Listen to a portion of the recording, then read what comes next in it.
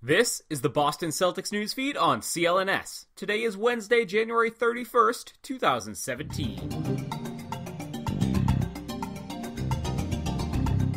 This is Mike Walsh reporting for CLNS, the leading online provider of audiovisual coverage for the Boston Celtics. The doldrums of mid-season continue taking their toll across the NBA with injuries, and the Celtics aren't fully immune. Kyrie Irving will not play tonight against the New York Knicks in Boston's return to TD Garden after 4 games away. Per the team's official Twitter feed, Irving will be out with a right quad contusion. He's joined on the injury report by Marcus Smart and Gordon Hayward out, while Shane Larkin, who missed a game earlier this week, is questionable with right knee soreness, along with Gershon Yabusele, who is dealing with a sprained left ankle.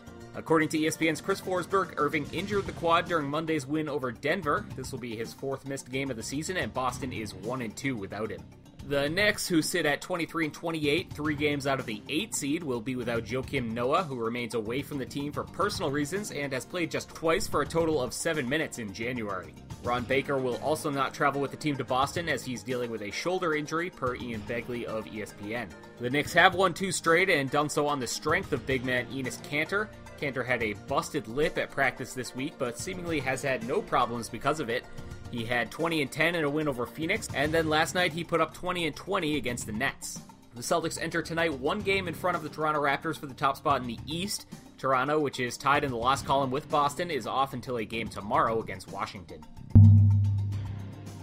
You all know that SeatGeek is the smartest, easiest, and most reliable way to get tickets to every type of live event.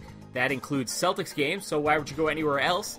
Especially when CLNS is going to hook you up with $20 off your first SeatGeek purchase. Go to SeatGeek.com or download the SeatGeek app to your phone, use their value system to find that right ticket for you, then just enter the promo code Garden Report, all one word, that's promo code Garden Report, for $20 off only through our friends at SeatGeek. Things continue spiraling in Cleveland as it was reported last night that Kevin Love will now miss 6 to 8 weeks with a broken hand. The injury occurred early on in a game in which the Cavs went on to allow 125 points to a Detroit Pistons team that had virtually none of their players, as they're in the midst of a trade for Blake Griffin. He hasn't arrived yet, and lots of their players obviously aren't allowed to play. The Cavs eventually lost the game by 11, falling to 29-20 on the season and 6 games behind the Celtics. Love was set to play in the All-Star game, but will instead miss it for the 2nd straight year due to injury. This also likely makes him untradeable before the deadline, leaving the reeling Cavaliers still searching for answers. Isaiah Thomas, who reportedly had his own problems with Love recently, told ESPN, quote, "He's a big part of this team, and it's got to be the next guy up mentality. As a group, you've got to bring what Kevin does. Not just one guy's going to bring what he does, because he's a special all-star caliber player," end quote. Love is the 3rd All-Star to be ruled out of the upcoming game recently, joining DeMarcus Cousins and John Wall. Paul George was chosen to replace Cousins from the West, and Andre Drummond was selected to replace Wall from the East. It still remains clear as to who will replace Love, though Ben Simmons and Boston's own Jaylen Brown do appear to be doing a bit of campaigning on their own behalf. However, as of the January 11th voting tally, it was actually Jason Tatum who had the most front-court votes of anyone not selected to the East group. Considered a guard, Simmons did have nearly double his votes, though. Dwayne Wade and Isaiah Thomas had more votes as well.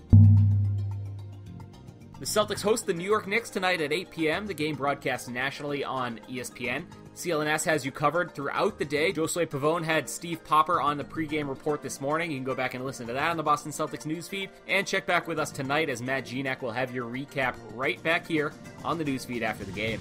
Also, check out youtube.com/CLNS Media for post-game locker room coverage and new episodes of the Garden Report. Be sure to follow CLNS on Twitter at CLNS Media and the Celtics Squad at CelticsCLNS. I'm at CLNS_Walsh. And subscribe to the Celtics newsfeed both on iTunes and Stitcher, as well as the CLNS Media Network's mobile podcast app. This has been Mike Walsh for the Boston Celtics newsfeed.